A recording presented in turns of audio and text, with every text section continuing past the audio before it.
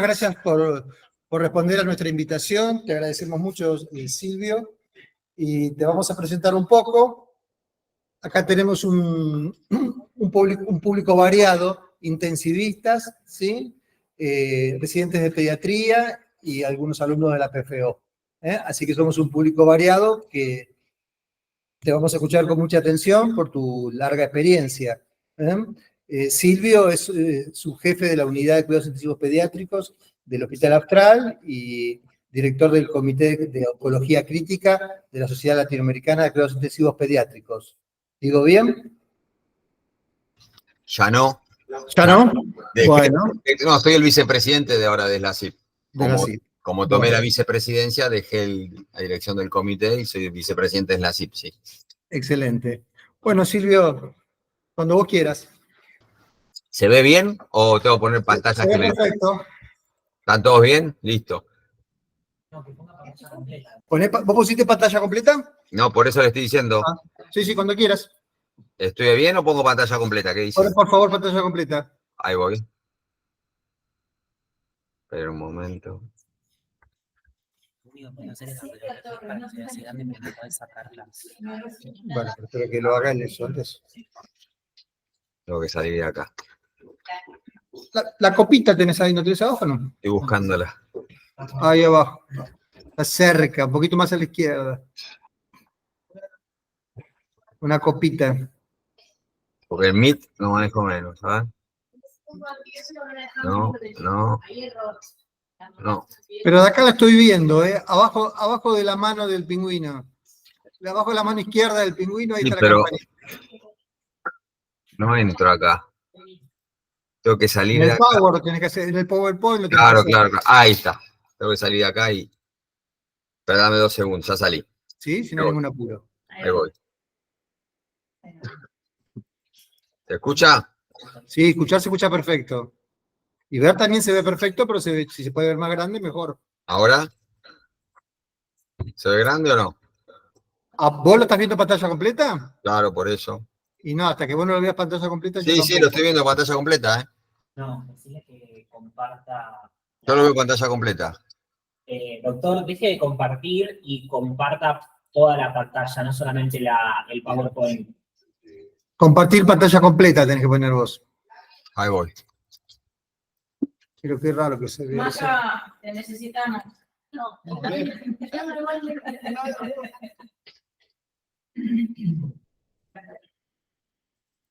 Ahí va. A ver. Saben que escuché.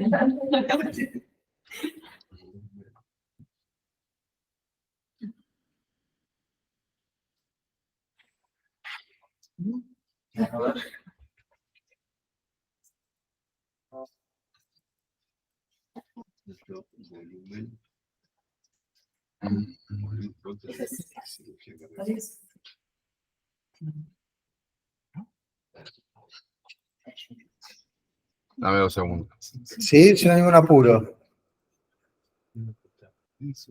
Buenas, ¿cómo le va? Consulta. A Palma no lo vieron, ¿no? No. Okay. No lo veo por acá. No. Por si se encuentra en su debe menos debe rotar por menos ¿Ahora cómo están? Ahora sí. Ahí va. Toda la vuelta. Que si no me veo. Tenés que apretar eso y ocultar. Ese. Sí, no me veo yo. A ver. Excelente todo. Cuando vos ¿Están todos bien? ¿Largo? sonido, imagen, todo bien. Muy fuerte. Bueno, un poco la idea, lástima no los puedo ver, a ver cómo para ver la galería de todos, a ver. Sí, a ver si podemos, algo nos vas a poder ver, ahí mejoramos un poco. Si comparten o no. No ves, pues está compartiendo, no puede ver. Es raro. ¿Ven bien ahí? No. Sí, No. ahí se ve más chico. Estaba mejor lo anterior. Bueno, vamos así. Listo. Dale. Bueno, la idea un poco es charlar de lo que pasa cuando un paciente, un niño con cáncer entra a cuidados críticos, y para eso es importante tener 3 variables. Primero, digamos, el tiempo en que uno puede reconocer la afección del paciente. y cómo estabilizarlo y ver si uno lo puede tratar en la unidad en la cual lo estamos recibiendo o tenemos que trasladarlo. Saber que es muy polimórfica la manera de presentarse en estos pacientes. Estos chicos tienen muchos matices en cuanto a la presentación y que pueden tratarse de tumores líquidos o tumores sólidos, con lo cual, digamos, genera distintos tipos de sintomatología. Y como dijimos, bueno, reconocer y estabilizar al paciente y ver si lo vamos a trasladar o no, y ver si en el centro al cual lo estamos trasladando podemos hacer el tratamiento definitivo de la enfermedad oncológica o no. Un poco vamos a hablar, no de todas, pero acá a nivel general, todas las complicaciones que puede llegar a tener un niño con cáncer, desde las urgencias de lesiones por masa tumoral, hasta por anormalidades de la sangre, y hasta lo que son las urgencias metabólicas, como trastorno síndrome de lisis tumoral, que tiene que ver con el medio interno. No veremos todas, veremos las que son más relevantes. Igualmente, si ustedes quieren, podemos después ir tocando, después de que termine la charla, las que les queden o las dudas que tengan, no hay problema. Estoy abierto para todas las preguntas porque es un tema enorme, digamos. O sea, hay todo un libro de complicaciones críticas en el niño oncológico que lo escribió la doctora Jennifer MacArthur, que es del Hospital de St. Jude de Memphis, donde estuve la semana pasada con ella. O sea que podemos, yo voy a tomar algunas, pero bueno, abierto a las preguntas de todas. Vamos con esta, fundamental, síndrome hiperleucocitario, ¿no? Vamos a empezar a definir qué es. Hay muchos leucocitos, esos producen leucotasis, o sea, se produce un lentecimiento, empiezan a pelotonarse en los vasos sanguíneos, en la microvasculatura, y depende al órgano blanco en el que esté afectando, puede generar o no distintos tipos de insuficiencia respiratoria, sangrado del sistema nervioso central o insuficiencia renal aguda. Esto es como se ve unos leucocitos apelotonados y amuchonados. Miren la densidad que tiene en un tubo de ensayo. Bueno, esto sucede en la microvasculatura. Juan, estoy bien, ¿no? ¿Se escucha perfecto? ¿Por no verlo? Se escucha, Silvio, perfecto. Bien. Y esto Juan, como se ve... perdón, ¿se podrá bloquear el micrófono de Juan así no se escucha doble de este lado? Ahí está. ¿Cuál de micrófonos? A ver. Eso de ustedes. Gracias. Perfecto. Bueno, acá lo ven, cómo se van ubicando el polimorfismo de los glóbulos blancos. Por definición es más de 100.000 glóbulos blancos, pero también tenemos que ver si la leucemia es linfoide o mieloide, ¿no? De hecho, las mieloides son peores porque incluso con 100.000 glóbulos blancos ya es un riesgo. Algunos verán que las linfoides generalmente cuando tengan más de 150.000, algunos hablan de 200.000, se puede realmente real riesgo. De riesgo de hiperleucosidad. Y si tengo hiperviscosidad, se van a pelotonar los glóbulos blancos y eso va a generar hiperviscosidad, que se rompan y por ende un síndrome de lisis tumoral. Bueno, las complicaciones asociadas, como dijimos, el síndrome de lisis tumoral y acorde a los órganos de la economía en los cuales se comprometan, pueden generar desde hipertensión endocraniana, hemorragia intracraniana, hemorragia pulmonar, leucotasia vascular y hiperviscosidad. Acá un poco el ciclo, ¿no? Que sucede con la hiperleucocitosis, es un fenómeno de leucotasia, un poco de fisiopatología. Hay las secreciones de la como la L-selectina, que son moléculas de adhesión a la microvasculatura, hay interacciones con el endotelio de cada célula, se expone el subendotelio que tiene colágeno, y esto es trombogénico, entonces también del apelotonamiento genera, por tirada de Virchow, hipercoagulidad, el lentecimiento, y esa lesión del endotelio exponiendo el subendotelio va a generar fenómenos de isquemia y también de hemorragia. Bien. Todos hablan de la leucoféresis, ya vamos a ir mixando un poco, sabemos lo que es, sabemos la definición y sabemos el impacto que produce. Ahora, bueno, ¿cómo lo tratamos? Se habla mucho de la leucoféresis, ¿no? De esta remoción de los glóbulos blancos y se discute mucho cuáles los números. Entonces, bueno, un poco como que la leucemia mieloide con más de 100.000 glóbulos blancos genera riesgo, en cambio la linfoide, ya algunos hablan de, para definir una leucoféresis, hay valores hasta de 300.000, esto se está discutiendo todavía. Sí saber la mortalidad, que de un 20 a un 40% fallecen en la primera semana, y lo que hay que producir es que, aparte de la leucoféresis, la inducción rápida de la quimioterapia para tratar al cáncer y para disminuir el número activo de glóbulos blancos circulantes y disminuir su producción. Y la hidroxiurea, que tiene un impacto muy importante porque aumenta en un 50-80%, disminuye, perdón, el número de glóbulos blancos entre un 50 y 80% en la primera semana. Bien, entonces ya hablamos de lo que es la hiperleucocitosis, que en la amiloide con un número menor de 100.000 es peor que en las linfoides. Tomar una determinación de una leucoféresis, que es la remoción con una máquina de plasmaféresis hemoterápica de sacar los glóbulos blancos, es una decisión importante, invasiva. Tenemos también la citorreducción con hidroxiurea, como dijimos, que baja mucho el impacto, y el inicio de la quimio. Este es el tríptico de tratamiento de la hiperleucocitosis, lo que tenemos que ver. Sabemos que no todos los centros tienen leucoféresis, pero sí citorreducción y poder empezar una quimio. Entonces, bueno, sobre esto nos tenemos que plantear. Nosotros sabemos, vimos la fisiopatología, vimos que el impacto en las microvasculaturas, vimos que pueden estar afectados todos los órganos de la economía, vimos que aparte de eso, al romperse los glóbulos blancos se produce lisis tumoral. Entonces queremos ver si todo esto se hace o todo junto o por separado. ¿Qué punto va primero? Buscando un poco de evidencia, hay 64 artículos, 18 son de población pediátrica y 7 con una evidencia grado 2 o grado 3, no tenemos evidencia 1. La citorreducción con evidencia 2B con hidroxiurea 2C en asintomáticos o sintomáticos. Entonces, si el paciente tiene solamente sin síntomas, vale decir, impacto por alteración de la microvasculatura a nivel del sistema nervioso central, insuficiencia renal aguda o respiratoria, o sea, si está asintomático sin ningún otro síntoma, uno puede iniciar con hidroxiurea con este nivel de evidencia. En cambio, si el paciente ya viene con estas afectaciones de los órganos de la economía que hemos definido, uno ya tendría que empezar con leucoféresis y retrasar la quimioterapia. Todo esto que es el tratamiento básico, el tríptico que yo les hablaba, leucoféresis, hidroxiurea y quimioterapia, tienen que estar sostenidos por estas medidas. No darle transfusiones de glóbulos rojos en la medida de lo necesario, porque ¿por qué? Voy a poner más células, voy a generar más hiperviscosidad, más éstasis, más problemas. Estar muy atento con la profilaxis del síndrome de lisis tumoral, lo más importante, hiperhidratarlo siempre, después hablaremos de la albupuryl y rasburicase. Y si hay trastorno de la coagulación, ver si hay que transfundir plasma o plaquetas. Ya dijimos un poco, pusimos las cartas sobre la mesa y ya nos plantamos, digamos, cómo tenemos que manejar una hiperleucocitosis. Bien. El objetivo es bajar la viscosidad de la sangre. Si yo bajo la viscosidad, voy a evitar los trastornos de la microvasculatura de los órganos de impacto. Hiperhidratando, también bajo la hiperviscosidad y aparte va a prevenir el síndrome de lisis tumoral. Por ende, evitar el uso de diuréticos si no hiperhidrato antes y transfunción de glóbulos rojos que me genera más apelotonamiento y más viscosidad.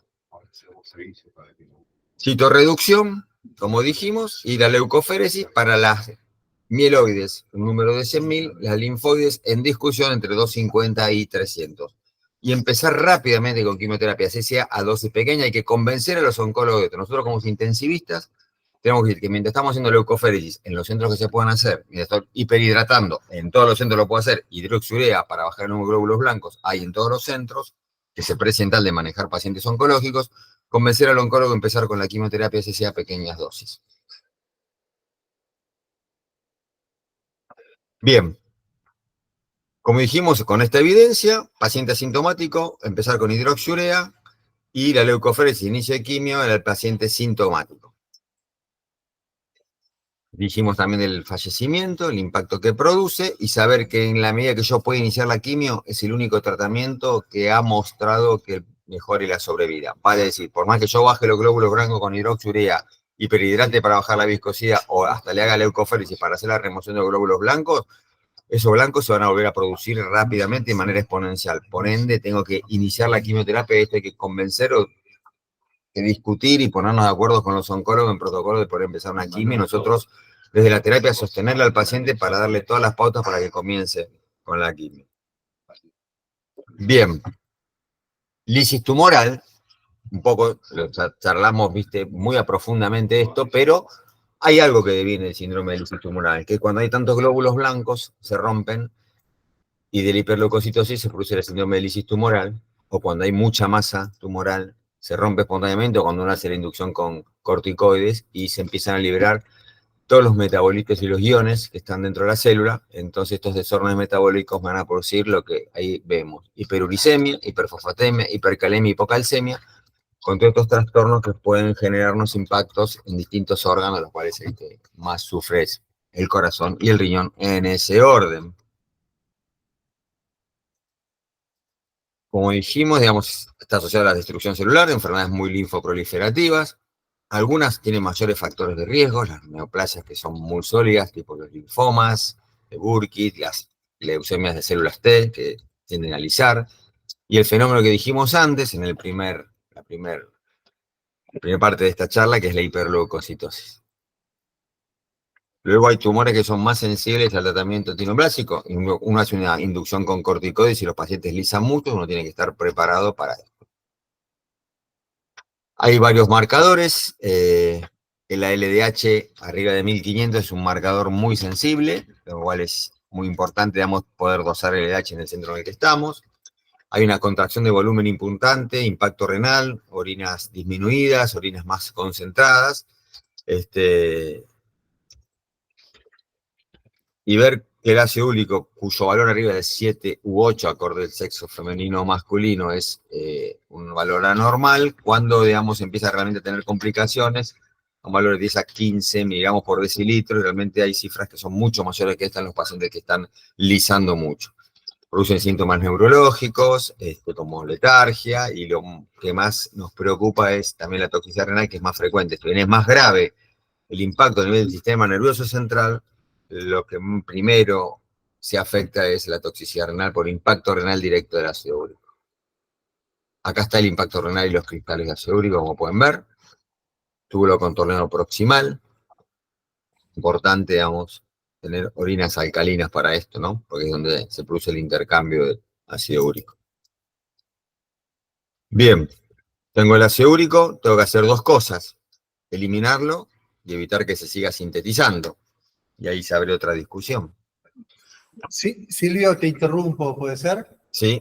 Porque te hago dos preguntas. Primero, dijiste alcalinizar las orinas y un poco lo de usar el uso de bicarbonato, uno tenía la idea de que era algo que ya no se hacía. No es no usar de rutina. Lo que uno piensa, yo dije, pensando fisiopatológicamente, después vamos a hablar en el tratamiento final que no se alcaliniza la orina como era en otra época. El mecanismo de eliminación del ácido úrico se da a nivel del túbulo contorneado proximal, medida de la acción de la anhidrasa carbónica, en el cual la orina se alcalinizaría, se produciría bicarbonato y se excreta por el túbulo ácido úrico. Este es el pensamiento fisiológico. Ahora, eso no es indicación de la alcalinización, porque eso puede tener otros trastornos asociados, como la formación de cristales asociados. Ahora, cuando veamos la terapéutica, vamos a ver que lo que hay que hacer es hiperhidratar muy cruentamente, porque eso va a mejorar el flujo tubular y el flujo a nivel del asa de Henle y también el mecanismo multiplicador contracorriente, y entonces va a favorecer la eliminación del ácido úrico y no es necesario la alcalinización de la orina.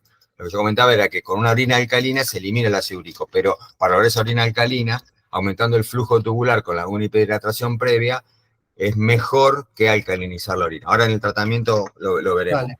Te hago la segunda pregunta que te tenía guardada. ¿El producto fosfocálcico lo utilizás como indicador de algo? Sí, el producto fosfocálcico a ver, el más sensible es la láctico deshidrogenasa, pero el producto fosfocálcico, la relación del metabolismo fosfocálcico que está definiendo qué precipitación puede tener ese paciente para la fabricación de esos uratos, cristales de ácido úrico a nivel del túbulo contorneado. Entonces, a veces eso lo usan mucho más los nefrólogos y los endocrinólogos que hacen metabolismo fosfocálcico para decir, bueno, qué probabilidades de producción de cristales tenemos en estos pacientes. A nivel así, nada más, pero no como tratamiento. No sé si la pregunta iba, si eso me cambia el tratamiento o no. ¿Cuál era la pregunta específica? No, eso, como generalmente muchas de las guías hablan distintos valores de productos fosfocálcicos y como mayor riesgo. Claro, mayor riesgo de producción de cristales, impacto renal, eso sí. Así que bueno. Bueno, nada, el tema es este. Este es el metabolismo de la guanina-adenosina con las antinas y el allopurinol, digamos, actúa, digamos, aquí a este nivel y la oratoxidasa en cuanto a la disminución del ácido úrico. O sea, acá tenemos el ácido úrico. Lo que nosotros usamos es, si tenemos mucho ácido úrico, con el allopurinol vamos a evitar que se produzca más. Pero hasta que uno tenga RAS uricase, no puede, digamos, eliminar el que ya tengo. que son las dos medicaciones que uno utiliza, digamos, directamente para impactar con el ácido úrico. Un poco lo que hablábamos recién, todo lo que era la fisiopatología, los niveles que preguntaba recién Juan, digamos, la relación del metabolismo fosfocálcico para ver qué paciente es más proclive, tiene más riesgo de precipitación del fosfato de calcio, que es lo que me preguntaba, y por ende el desarrollo de nefrocalcinosis. Eso igual no habla de pronóstico, sí habla de impacto, pero no de pronóstico en cuanto a mortalidad. Lo que sí es mortalidad relacionado directamente a la hipercalemia y los trastornos asociados. Entre los que tenemos, en nivel general del síndrome de lisis, trastornos de la conciencia, temblores de irritabilidad, cefaleas, también trastornos hemodinámicos, y muchos trastornos en cuanto a el estado de hidratación, formación de tercer espacio, etc. La evaluación, un poco ustedes ya lo saben, siguiendo las guías no solo de terapia, sino de medicina interna y de nefro, todo lo que se pide. Como dije, la LDH es la más sensible en cuanto al diagnóstico de lisis tumoral, y después tenemos que ir a buscar todos los metabolismos y todos los iones intracelulares que se afectan. Y un poco ver qué está pasando a nivel del corazón, una buena evaluación cardiológica.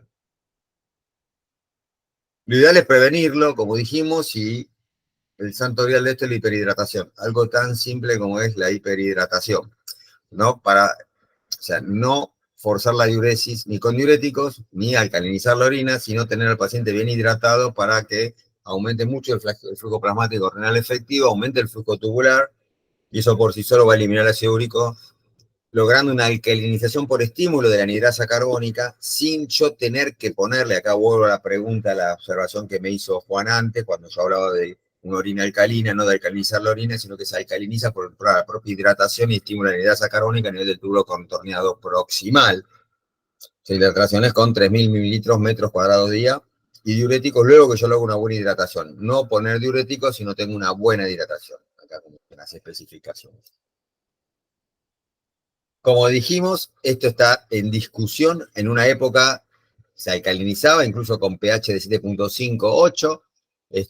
Acá, hoy por hoy, digamos, la última actualización habla de evitar la alcalinización, y todavía se siguen discutiendo con esto. En el congreso del año pasado estaban el grupo más que nada, el grupo europeo quiere seguir alcalinizando. El grupo americano está más con el tema de la fisiopatología, aumentar el flujo tubular por una buena hiperhidratación. La pregunta es, ¿qué hacemos nosotros? Nosotros no alcalinizamos acá en nuestros protocolos, y hiperhidratamos, y con eso más que suficiente. Después viene este tema. Alopurinol y rasburicase. Alopurinol creo que hay disponibilidad en todo el país, rasburicase no. Con el alopurinol uno frena la síntesis, y con el rasburicase, con la santina oxidasa, uno aumenta la eliminación del ácido úrico que ya se formó. Obviamente la hidratación es sin potasio, delante del fósforo, por lo que me hablaba Juan, el tema del metabolismo fosfocálcico y la formación de cristales, utilizarlos, el monitoreo estricto, y obviamente tratar la neoplasia subyacente. Vuelvo a poner de la alcalinización, que vuelve ese civil, y bueno, todo lo que antes me preguntaba Juan y que lo discutimos, lo que es la fisiopatología a nivel del túbulo contorneado proximal, se sigue discutiendo, nosotros lo usamos, pero la verdad que ustedes, si bucean un poco en la evidencia, van a encontrar que algunos centros todavía menos a lo que era hace 20 años y siguen indicando bicarbonato. Yo creo que tanto en el síndrome de lisis tumoral como en la cetoacidosis diabética, el bicarbonato es una medida de discusión continua. Nosotros no lo usamos, ¿no? Lo vuelvo a aclarar, con la evidencia que me ha demostrado. Los valores que ya comentamos. Saber que el manejo es dinámico y reevaluarlo, sobre todo en cuanto a la hidratación, pero el tríptico es este: alcalinizar con bicarbonato, discusión, mejor hiperhidratar para lograr esto, igualmente hay que discutirlo, y alopurinol y rasburicase. Muy bien. Hasta ahora, hiperleucocitosis y lisis. Ahora, para bajar un poquito la tensión, les propongo este caso. Así nos dispersamos un poco. Un chiquito de 9 años de vida, presentaba un evento de bronquitis, 2 semanas previas a su consulta, una obstrucción respiratoria baja, que fue empeorando, y la gente, digamos, lo vuelve a evaluar y sospecha como diagnóstico diferencial la infección, que el paciente sea atópico, que tenga una broncoobstrucción, y algunos que piensan a masa tumoral porque estamos hablando de este tema, si no, a uno no se le ocurre de entrada pensar esto si no tiene antecedentes, ¿no? Pero acá hay un tema fundamental en estos pacientes, que cuando se acuesta, aumenta la dificultad respiratoria con cianosis. Sacan una placa y ven este mediastino ensanchado, sacan el perfil que siempre debe acompañar, se respeta un poco el triángulo retrocardíaco, pero una masa que comprime, esto es sacado del PFSS, no es normal, se ve cómo está ensanchado, se pide una tomo, gran riesgo cuando se acuesta al paciente, miren cómo está la vía aérea, en posición supina cuando la acostamos, y es una masa mediastinal que nos produce, digamos, una obstrucción de la vía aérea. Y acá viene el tema, porque uno tiene que hacer el diagnóstico y a su vez tratarlo. Sabemos que hay que hacer una punción biopsia guiada, porque lo uno que primero piensa es que puede tratarse un linfoma non-Hodgkin por la masa tumoral y el mediastino sin chimenea, pero a su vez tiene que iniciar, hay que bajar esa masa, y la manera de bajarla es con corticoides y con radioterapia a bajas dosis. Entonces, bueno, es un paciente que hay que controlar la vía aérea, se intúa con condición crítica, se empieza con corticoides a altas dosis, inducción, y radioterapia a bajas dosis. Y la idea es un poco ver la evolución, cómo uno produce la reducción de la masa tumoral y por ende la liberación mejor de la vía aérea. Lo que quiero decir con esto, un caso muy simple, ¿no? Uno en una obstrucción respiratoria no va a pensar en masa tumoral, acá pues estamos charlando un poquito del tema, pero cuando uno tiene un paciente con una masa tumoral en el mediastino, con compresión de la vía aérea, el tema cuando el niño se pone en posición supina y uno lo acuesta, aumenta notoriamente la dificultad respiratoria porque se comprime la vía aérea, y que el tratamiento tiene que ser rápido, y la manera de reducir la masa tumoral es empezar con corticoides y radioterapia.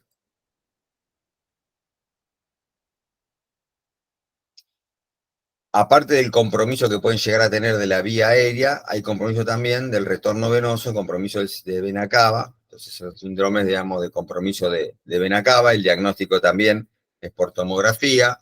Pueden estar el linfoma de Hodgkin inicialmente como el más, de más probabilidad, pero también las leucemias tipo T, y esto se ve mucho en chicos grandes, chicos de segunda infancia, 9, 10 años, hasta adolescentes. Pero bueno, fundamental las imágenes, fundamental la buena semiología, qué pasa en la posición supina, qué pasa con la radiografía, ver un buen par radiológico, pedir la tomografía, controlar la vía aérea y empezar el tratamiento con corticoides como siempre, y después con la quimio específica o rayo específico como es en este caso.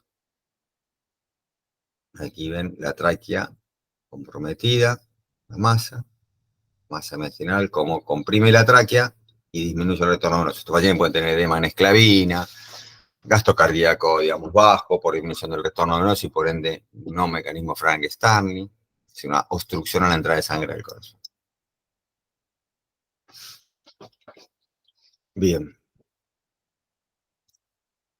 Lo que dijimos, yo dije no solo posición supina, sino cuando uno lo va a sedar. Estos pacientes quizás con lo poco que respiran, y cuando uno lo cede para intubarlo, se paran, así que hay que intubarlos, digamos, bien controlados.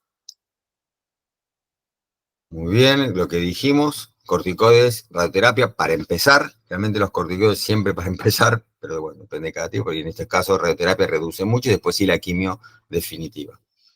Y lo que dijimos al inicio, mientras estoy pensando en la punción biopsia, no retrasa el tratamiento mientras se hace el procedimiento diagnóstico. Como estamos viendo, lo mismo pasó con hiperleucocitosis, chicos, mientras estoy haciendo el diagnóstico y lo estoy tratando y haciendo el mecanismo de sostén, no retraso el tratamiento de la enfermedad base, del cáncer. Eso es fundamental en cuidados críticos oncológicos.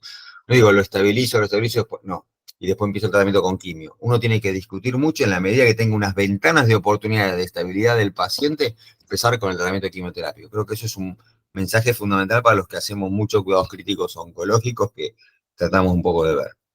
Amén de las anomalías hidroelectrolíticas asociadas, etcétera, etcétera. Bueno, un poco como vemos un paciente cómo disminuyó la masa tumoral con rayo ya con citarabina. Bueno, vieron que cuando uno hace estas cuestiones de profesorado docente, carrera docente, le dicen que tiene que poner cuadros y cosas para que el auditorio no se duerma, para que, bueno. Así que, bueno, un poco de arte de Gustav Klimt. Caso 3, dolor de la espalda. 14 años con dolor lumbar, dificultad para sentarse y parestesias en la cadera. Una hace una tomografía, no encuentra lesiones, porque primero piensa, bueno, hay un compromiso a nivel lumbosacro, tóraco lumbar, y ve que la evolución, digamos, del dolor aumenta y aparte de los síntomas sensitivos, que son las parestesias, hay síntomas motores, ya empieza con una paresia. No solo tiene parecias este paciente, sino que empieza a tener problemas para orinar, la parálisis progresa y deciden hacerle una resonancia. En la resonancia se ve ese compromiso, digamos, una masa extradural, dorsal 9 a 11, tóraco de 9 a 11, mírenlo así, perdón, dorsal, con destrucción de los cuerpos. Lo cual hay que hacer una laminectomía de urgencia para liberar esa médula. Y como diagnóstico diferencial uno tiene que hacer una PAMO porque puede ser una leucemia infiltrativa, ¿no? De columna. O sea, puede ser desde una masa, desde un mieloma, hasta un rhabdomio, hasta una leucemia infiltrativa. Bien, varias cosas para ver de esto. La compresión de la médula espinal es más frecuente en los niños con cáncer sólido. Así, de cada 10 chicos con cáncer sólido, 3 pueden tenerlo. Diagnósticos diferenciales, los más graves, el sarcoma, y en los chicos más chiquitos el neuroblastoma. Y esto de la resonancia es fundamental, porque uno no obra mal en pedir una tomografía, pero la tomografía no suele ser muy sensible. Y la resonancia no solo es sensible, sino que es específica. Entonces, este caso lo traje para ver cómo es muy importante la clínica. Un paciente viene con dolor y parestesia, síntomas sensitivos. Uno sospecha que tiene la columna, se le hace una tomo, no ve nada, pero sigue observándolo de cerca al paciente, progresan los síntomas, se llega hasta la pared y trastornos urinarios, trastornos, digamos, de la silla de montar, y que hasta que uno hace la resonancia no logra el diagnóstico. Esto es un poco para hacer foco. La idea de estos casos es que hagamos foco en algunas cuestiones. La idea de la charla es un poco en ver a nivel general, si bien pensamos en fisiopatología y discusiones, ver cómo es importante la terapéutica y el diagnóstico. En los casos anteriores hablamos de la terapéutica rápido, como nunca retrasar la quimio, hablar con el oncólogo, empezar con corticoides, y acá hacemos hincapié en la importancia de los métodos diagnósticos. La resonancia solamente puede hacer diagnóstico de esto. El tomo no puede darnos nada, porque la resonancia sí es muy sensible y específica para estos casos. Entonces, paciente enfermo oncológico con dolor lumbar, rezo para descartar compresión medular rápidamente. Los síntomas de compresión medular, como hablamos recién, síntomas de algesia, como el dolor de espalda, hasta síntomas neurológicos, debilidad progresiva, con trastornos sensitivos, hasta las paresias. Y un poco el algoritmo en el cual el trastorno de la radiculopatía por compresión se hacen con la resonancia magnética, y observe que mientras estamos haciendo el diagnóstico y resonancia, volvemos ya pensando en el tratamiento, y antes de instaurar la quimio definitiva, uno empieza con dexametasona como primer quimio para bajar la masa tumoral. Entonces, mientras hacemos el diagnóstico, lo empezamos a tratar. Otra máxima, axioma, como le gusta decir a Ale, de los cuidados críticos oncológicos. Sintetizando, resonancia magnética sensible y específico, interconsulta con neurocirugía, que no lo habíamos mencionado hasta ahora, corticoides para iniciar rápidamente la reducción, hasta los corticoides de la radioterapia, hablando siempre con el oncólogo, obviamente, qué tumores son y pausible, y la zona para hacer radioterapia, hasta la quimio definitiva, y mientras hablamos con el neurocirujano, la laminectomía de liberación medular para evitar la lesión perenne y permanente, y que el paciente pueda volver a caminar.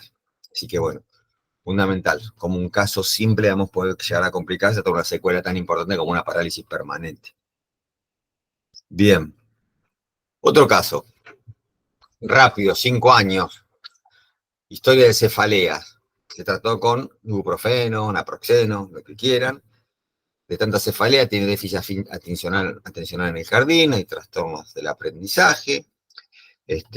Vamos aunando un poco en la semiología, como buenos pediatras que somos. El paciente empezó con vómitos, pensaron que tenía una gastroenteritis, pero bueno, esa cefalea importante, lo ven pediatras, las cefaleas alertan mucho al pediatra y se solicita una imagen, y hay un tumor en la fosa. Siempre que haya cefalea en los chicos y que sea no en adolescente, en adolescente también, pero más que nada en los más chicos uno se preocupa un poco más, pero siempre hacer la imagen. La masa cerebral nos puede estar dando un aumento de la presión intracraneana, que por eso el tema de los vómitos, estos síntomas de hipertensión intracraneana por obstrucción del flujo del líquido cefalorraquídeo, con alto riesgo de herniación cerebral. Y tener en cuenta un poco esto en los chicos que a veces es difícil, digamos, el interrogatorio, pero bueno, estos cambios de personalidad, trastornos, pérdida de habilidades, vómitos inespecíficos, tener en cuenta y pensar en esto. Acá rescato, digamos, si bien hablamos de que la más específica es la fosa posterior, también el tema del tortícolis, saber que dónde sale del bulbo cerebral, dónde sale el 11 par craneal, que es el espinal, digamos, y ahí fundamentalmente al estar afectado por una masa en fosa posterior, produce tortícolis, no mandarlo siempre al kinesiólogo a un chico, sino que una tortícolis en un chico, en cualquier persona, pero más que nada en los chicos, la tortícolis es un signo muy sensible para descartar, no digo que lo tenga, para descartar un tumor de fosa posterior. Así que ojo con las tortícolis, como también otros reflejos directos, digamos, de los nervios o pares craneales que salen del surco bulbo protuberencial y del bulbo raquídeo, como el hipopersistente, trastornos, digamos, del glosofaringio, del hemogástrico y del espinal. Esto hay que definir cuándo hacemos la neurocirugía, pero como empezamos primero con DEXA, cabecera 30 grados para mejorar el drenaje líquido cefalorraquídeo, y bueno, a ver si tiene hipertensión craneana, eso ya es otro tema, lo tratamos con manitol o con hipertónico. Tiflitis. Tiflitis creo que es muy común y es muy grave en cualquier paciente oncológico que está siendo tratado con quimioterapia, cualquier paciente que tiene muchos eventos de neutropenia persistente, es la evolución de la mucositis. Una mucositis es una inflamación de la mucosa que lleva a la enterocolitis por neutropenia hasta la ruptura de la pared intestinal en el sitio más frecuente que se puede romper, que es la zona del ilion terminal y conor inicial, en el cual, digamos, hay un adelgazamiento por 10 veces de la pared, donde se abre al ciego, que es esa bolsa, digamos, donde pegado está el apéndice y que es una zona de mucho impacto para eso. Es muy importante en los pacientes el tipo de enfermedad que tienen, se ve mucho en chicos con leucemia y linfoma, con muchos episodios de neutropenia, y finalmente si están con drogas muy myeloablativas, hay que tocar esa panza todos los días, de interconsulta con cirugía, pedir imágenes, abdomen de pie, para ver cómo se distribuyen los aires, a ver si está lo que es el signo de Joubert, que es la zona suprahepática, donde se ubica el aire, que es un signo semiológico de percusión timpánica de los viejos semiólogos, pero uno en la placa de pie la ve ahí con aire en la zona suprahepática, o una tangencial para ver cómo están pegados los planos con las lengüetas de aire. Ecografía y tomografía. La ecografía nos puede hablar de líquido libre, de inflamación, pero no habla de topografía. Repito, y el diagnóstico importante, para topografía me sirve la radiografía, sea de pie tangencial, o la tomografía. La eco no me va a definir perforación. Puedo sospechar si hay mucho líquido libre, que se perforó una visa y se perforó la tripa, y que hay líquido libre aumentado, pero también puede haber líquido libre por diarrea, por mucositis. Por ende, repito, el diagnóstico es radiografía de abdomen de pie tangencial para ver topografía, y si no, tomografía. Si uno genera dudas, va a tomografía. Es más, siempre tomografía. Si tenemos la posibilidad de hacer tomografía, hagamos tomografía, chicos. O derivemos para hacer una tomografía rápidamente. Tratamiento es ayuno y antibiótico de amplio espectro, sobre todo para cumplir gran negativos anaerobios. Siempre hay un tríptico en el tratamiento de los chicos oncocríticos. Acá es ayuno, ATV de amplio espectro y cirugía. Cirugía, el timing y el momento y la decisión la tomamos los terapistas, en conjunto con los cirujanos. El cirujano puede decir vamos a operar, pero vos le tenés que dar el timing de cuándo lo llevas al quirófano al paciente. Fundamental esto. Se juega la vida del paciente en la cirugía. Probablemente salga con una colostomía de descarga, siga con ayuno, alimentación parenteral, pero el timing lo ponemos nosotros, los intensivistas. Ya ven, en la sección anterior a la laparotomía, miren cómo está la tripa acá, necrosis, una resección. Un poco los síntomas para la disminución, la diferencia entre una apendicitis en un paciente neutropénico, que tiene una apendicitis, y el que ya tiene la colitis, que le evoluciona la tiflitis. Estas clases se las mando, a menos de que esté grabado, les mando el power a Juan y que lo tengan todo, lo distribuyan, lo discutan, hay mucho para discutir en este tema. Bueno, un poco el evento y las drogas que más impactan en la mucosa, metotrexate y ciclo, que todo el mundo lo usa. CID, desbalance entre coagulación y hemorragia, con impacto en todos los órganos, por afección de la microvasculatura, va a llevar isquemia, necrosis, hasta gangrema o ectimia y sangrados. Realmente, digamos, es un síndrome, digamos, que es de alta mortalidad. Hay que estar muy cerca pidiendo no solo ver cómo está el QUIC y el KPTT, que van a estar alterados, sino ver si hay hipofibrinogenemia o no, para eso hay que reponer con crioprecipitados, y la evaluación del dímero D, es fundamental que el laboratorio pueda tener estas dos para ver, digamos, el impacto, bueno, obviamente asociado a plaquetopenia, porque hay plaquetopenia de consumo, y los glóbulos rojos van a estar crenados. También hay merma de factores, que uno si tiene los puede reponer como Novoseven. No hay evidencia para la utilización de Novoseven en esto, no hay evidencia, lo repito 3 veces, y es muy caro, no es para nada costo efectivo la utilización de Novoseven en esto, y esto lo discutimos la semana pasada en el Congreso de Memphis.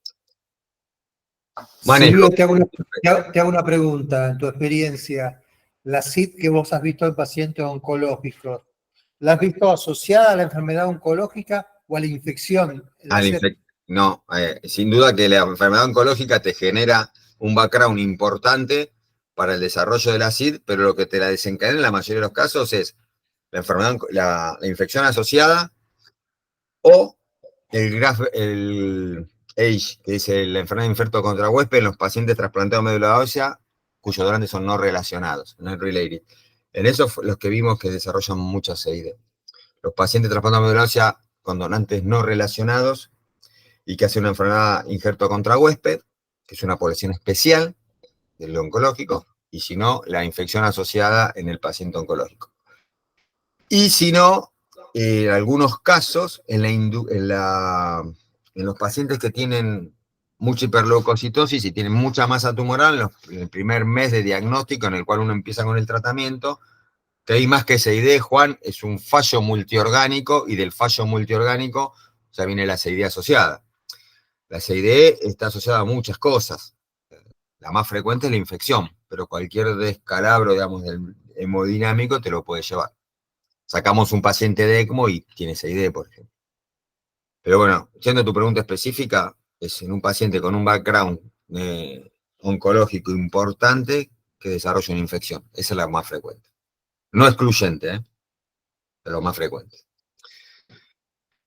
Tratamos la enfermedad de base, como siempre, terapia de reemplazo con plaquetas, plasma fresco congelado, tiene factor 5, crioprecipitado en el caso de fibrinógeno. Y bueno, otra vez, acá siempre hablamos para hiperleucocitosis y lisis tumoral, pero siempre está frecuente los trastornos hidroelectrolíticos. Los que tengan tromboelastograma es ideal para ver cómo se está formando no el trombo, ver qué se requiere. Si no, bueno, acorde a la cantidad de plasma, plaquetas y rojos, uno irá transfundiendo y con la cantidad de productos que tenga para transfundir, sea sangre entera, rojo, plaquetas o plasma, acorde a los protocolos hemoterápicos. Enfermedad oclusiva, raro, pero existe. Pacientes trasplantados de médula ósea, es esa lesión tóxica de los sinusoides hepáticos. El paciente aumenta de peso, se pone ictérico, y en los pacientes trasplantados de médula ósea se produce esta oclusión no trombótica de las venas suprahepáticas, sinusoides hepáticos, tiene alta mortalidad, por eso vamos a que diagnosticarlo rápidamente. Paciente que tiene mucho ascitis y edema, síndrome ascítico edematoso con aumento de la bilirrubina, hepatomegalia, aumento de peso, fundamentalmente tener buenos ecografistas pediátricos que puedan ver los sinusoides y ver realmente si se ve cómo está el flujo y si se ve, digamos, qué es lo que sucede, cómo salen los vasos hepatofugos. La prevención es lo más importante, una quimio menos tóxica, ya se ha suspendido bastante de busulfán, esto es muy específico para trasplantados de médula ósea, pero si no para cualquier paciente que recibe una quimio muy mieloablativa, algunas drogas como el busulfán se tratan de usar menos. Y los trasplantados de médula ósea nosotros goteamos heparina hasta el día 21 post-trasplante para evitar eso. No obstante, hemos tenido algunos casos, pocos, la verdad que tuvimos 2 en 10 años. Cuando lo tenés, el tratamiento del de fibrotide, Fabrotide, es muy caro, no se encuentra, la verdad que es un gran problema, nos los prestamos entre el Garrahan, nosotros, el italiano, todos los centros.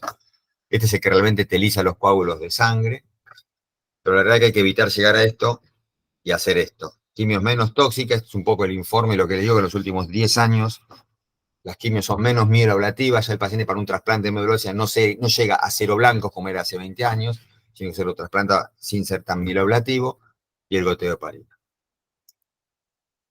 Bien, terminamos y vamos a quedar para las preguntas. La historia siempre se repite, como decía Maquiavelo. Al principio de la enfermedad es fácil de curar, pero difícil de reconocer, pero fácil de curar. Cuando pasa el tiempo y no se la trató, ya se torna muy fácil de diagnosticar. Es fácil diagnosticar un paciente más crítico, pero ya es más difícil de curar. Hasta que no lo podemos curar, entonces nosotros tenemos que tener la prudencia, es que poder tener el tiempo. Eso es lo que hacemos los intensivistas. Manejamos el timing para una decisión de un diagnóstico, el timing para empezar con una quimio y hablar con el oncólogo, el timing para hablar con el cirujano cuándo va a quirófano, el timing para discutir si ponemos o no bicarbonato, el timing para ver qué pasa con la medicina basada en evidencia en cuanto a los scores de riesgo. Somos los que tenemos que definir, digamos, un poco todos, los que tenemos que nuclear a todos los especialistas y no solamente traspasar la información de lo que nos dicen los especialistas, sino que nosotros somos los que tenemos que un poco, a los que nos gusta el fútbol, decir, jugar de 5 y doble 5 y distribuir la pelota porque manejamos el timing del partido.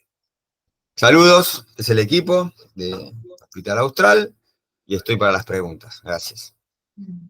Silvio, yo voy a empezar con una pregunta, después dejo para que pregunten los demás. Sin aburrir mucho a los que no hacen terapia intensiva, pero tienen que formar parte de la indicación igual de lo que voy a preguntar, es los criterios para el soporte ventilatorio cuando vos tenés un paciente inmunosuprimido severo, ¿sí? Si manejan los mismos criterios que el resto de la población para iniciar el soporte no invasivo o de invasivo. Es otra clase que tengo. De hecho, ahora en el Mundial, el Congreso Mundial, tengo que hablar de eso, de ventilación mecánica en niños con cáncer. Precoz. Bueno, cuando yo estaba haciendo mi fellow en Houston, había 2 cosas que a mí me impresionaban, a diferencia de lo que hacíamos acá cuando estaba en el Garrahan, era que pacientes con una mínima mayor dificultad respiratoria que pasaban de cánula nasal a máscara, y que ya uno estaba mirando de reojo la presión positiva no invasiva, se le decía broncoscopía. Se los lavaba a todos para buscar.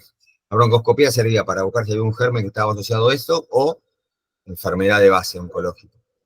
Y el soporte es lo más rápido posible. El paciente oncológico no te deja tiempo y después cuando lo querés ventilar puede ser muy tarde y corres el riesgo de que el paciente haga un paro en la ventilación. O sea que ventilación invasiva rápida, precoz y rápidamente ser agresivos con la ventilación invasiva cuando se puede serlo y con todos los protocolos de cuidado. Creo que el PALIC y el consenso Pardier 2015-2019, yo justo estuve en la parte oncológica y discutimos los criterios, que es ventilación precoz, ventilación protectiva. No hay diferencia entre volumen control y presión control, pero sí estamos todos de acuerdo en que bajos volúmenes y una driving pressure de 15. Así que sí. Excelente. No, yo te quería preguntar, Silvio, acá Claudia, lo que dice de la terapia de niños, te saluda. ¿Cómo andás? Bien, bien, muy bien. Vos dijiste ahí que en la tiflitis, los pacientes, la indicación quirúrgica, no hablaste de la cirugía. ¿Estamos hablando de forma preventiva? ¿Hay alguna indicación? No. No, preventiva no. Cuando está perforado, ¿estás hablando? Exacto. Cuando está primero, claro, cuando está perforado, uno el tratamiento es ayuno, reposo digestivo y antibiótico terapia. Cuando está perforado y está con signos de descompensación hemodinámica sin llegar al shock. Cuando el paciente está taquicárdico, cuando el paciente empieza a tener, digamos, trastornos hemodinámicos generales. No evitar que el paciente esté chocado e inllevable al quirófano para llevarlo, pero no preventivamente. Muchas veces lo que dicen los cirujanos, a ver, Claudia, hay muchas perforaciones que no diagnosticamos y el paciente está perforado y no lo operamos. Simplemente se va plastronando y se va controlando y se va cohibiendo la perforación. No todas las perforaciones se diagnostican si se operan. Y si uno ve una perforación en tomografía, la tiene que llevar irregularmente a quirófano. Uno hay que ver el calibre de la perforación y el estado del paciente. Ese tiempo es muy corto. Y la decisión es siempre muy justa, porque quizás el paciente fallece en quirófano en cuanto al tiempo que vos definiste o no. Y a veces es inllevable, Claudia. Sí. Tenés que bancar las chapas con el paciente sosteniéndolo hasta que pueda estar un poco estable y uno pueda hacer una colostomía de descarga. Bueno, bárbaro. Silvio, en un paciente con diagnóstico de tiflitis, no tenés duda en el diagnóstico, lo ayunaste, tomaste los cultivos, le pusiste los antibióticos, evoluciona bien. ¿Cuánto el tiempo mínimo del ayuno? Máximo posible. No hay un tiempo mínimo. Yo te diría que... Pero no menos de cuánto. No, te hablan ¿Menos entre... de semanas? Te hablan, claro, entre 5 y 7 días promedio. El trabajo, lo que dice Jennifer MacArthur, es mínimo 7 días. Cuando hiciste el diagnóstico, entre 5 y 7 días, seguro. Si ustedes nos preguntan a nosotros, la mayor cantidad de tiempo de ayuno que pueda, siempre que no se desnutre el paciente. Pero acá discutimos, porque también es importante el trofismo. Entonces vos podés tenerlo en ayuno, o sea, darle las calorías por alimentación parenteral, pero empezar entre los 5 y 7 días con un trofismo de 1 o 2 mililitros hora de leche para un trofismo enzimático. Pero 7 días, si vos, Juan, vos me preguntás muchos números, si fuera un número te diría 7 días seguro. Sí, estamos de acuerdo. Eso 7 días seguro. es lo que nosotros consideramos. ¿Alguien quiere preguntar algo? Pero es discutible, chicos. Esto, en el paciente oncológico, primero hay una especialidad, así como está la recuperación cardiovascular, el neurointensismo, ya se está desarrollando lo que es la terapia intensiva oncológica.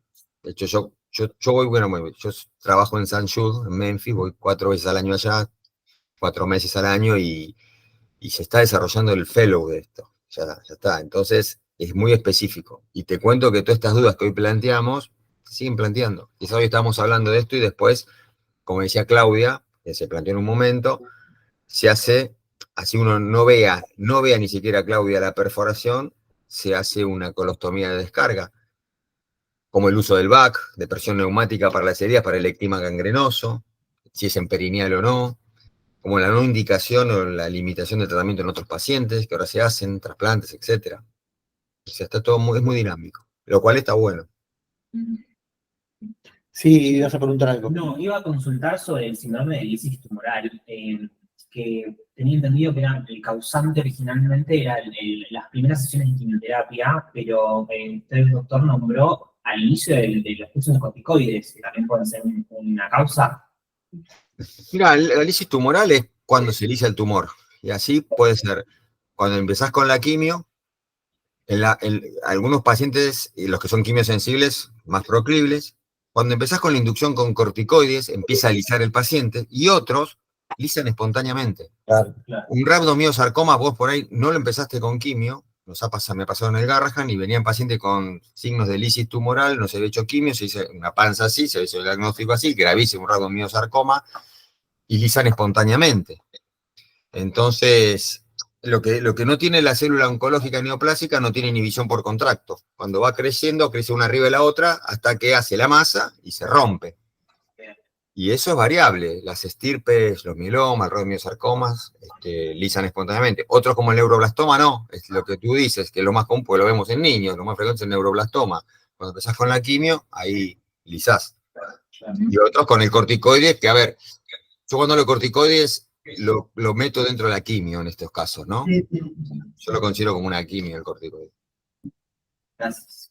Acá Adriana, que es alumna tuya del curso superior, dice que le diste ECMO. Se va a hacer algunas preguntas de...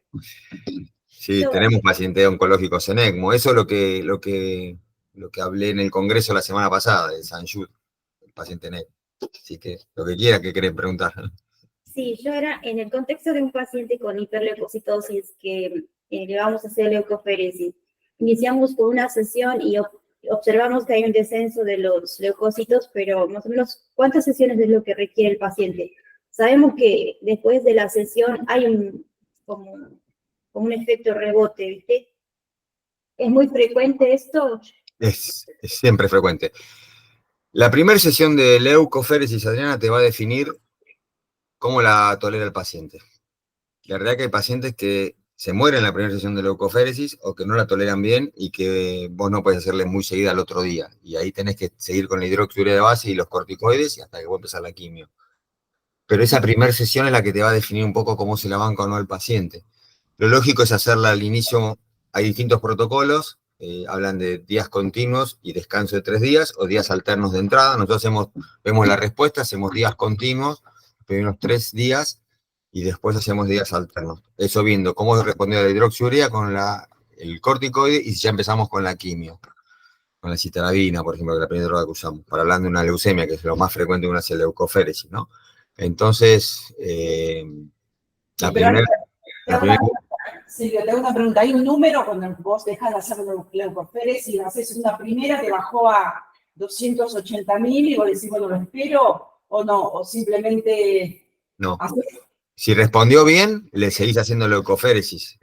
O hasta 60, hasta 40, hasta 50. Eso no hay un número. Si respondió bien, porque ¿qué pasa? Vos le estás haciendo, pero todavía no lo tratás, no lo doblegaste al tumor, con lo cual las células se siguen produciendo. La tasa metabólica basal es altísima.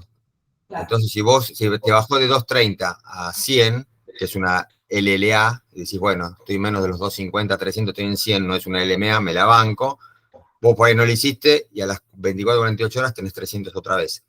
Porque después, ¿qué pasa? Cuanto más vos matás al glóbulo blanco, al cáncer, el cáncer triplica, y hasta uno dice cuadruplica, la tasa de incremento y la tasa metabólica basal. Cuando uno mide tasa metabólica basal y la tasa, el índice calórico, el crecimiento es muy descontrolado de estas células. Así que no, hay que seguir para evitar que siga creciendo, y vos en el medio de eso, corticoide, hidroxiurea y quimio, y cuando ya estás con la quimio y con todo junto, como te dije, todo junto, separado, viste la evidencia, lo que mostré, ahí sí podés ir frenando.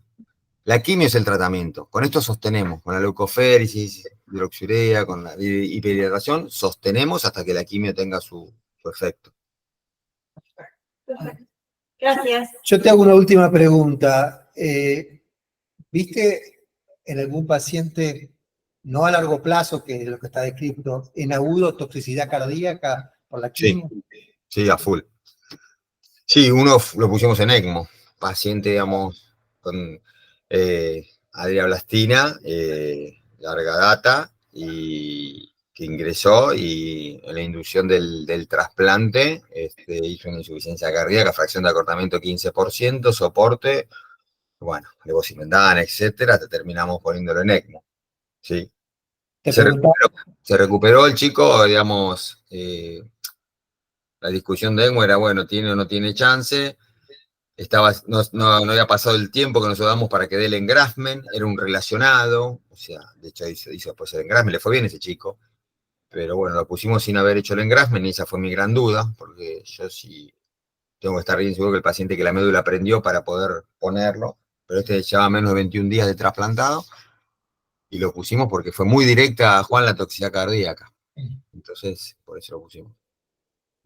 Te preguntaba porque tuvimos una leucemia con fracción de acortamiento también muy baja, que se infartó y que a uno no, está bien, estaba séptico, podría tener compromiso la función miocárdica por la sepsis, pero parecía que había algo más.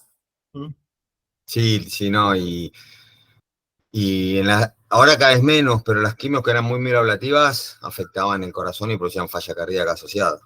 Transitoria, pero si de repente te clavaba la segunda semana, estoy hablando de trasplante, ¿no? La segunda semana, una infección asociada en un paciente neutropénico en pleno trasplante con una toxicidad cardíaca de base y se sumaban las variables. En el paciente oncológico todo es multivariable. Si bien en la vida todo es multivariable, en el oncológico aún más. Siempre todo es multivariable. Porque tenés lo metabólico, tenés lo cardíaco, tenés lo renal, tenés lo hepático, y tenés la enfermedad de base, y tenés si está trasplantado, si es no relacionado, tenés la infección coasociada. Así que, y es muy difícil, ¿no? La decisión de ECMO, porque el oncólogo siempre va a decir que sí, que hay algo para hacer, y bueno. Pero bueno, pusimos muchos pacientes en ECMO, realmente oncológicos, así que es difícil. Bueno, Silvio, un lujo. Bueno, Te agradecemos enormemente. les mando la clase, Que hayas bajado del Senyud a la ciudad de La Plata. Lo mejor. Pero realmente No hay nada como el país. Lo mejor es vivir acá. Eso estoy muy, convencido. muy bueno escuchar tu nutrida experiencia. Te mando un abrazo y te agradezco Saludos. mucho. Te mando la clase. Vale. Chao, chao. Saludos para Alejandro. Muchas gracias. Chao, chao. Vale. Chao, chao. Bueno, adiós. Chau, chau.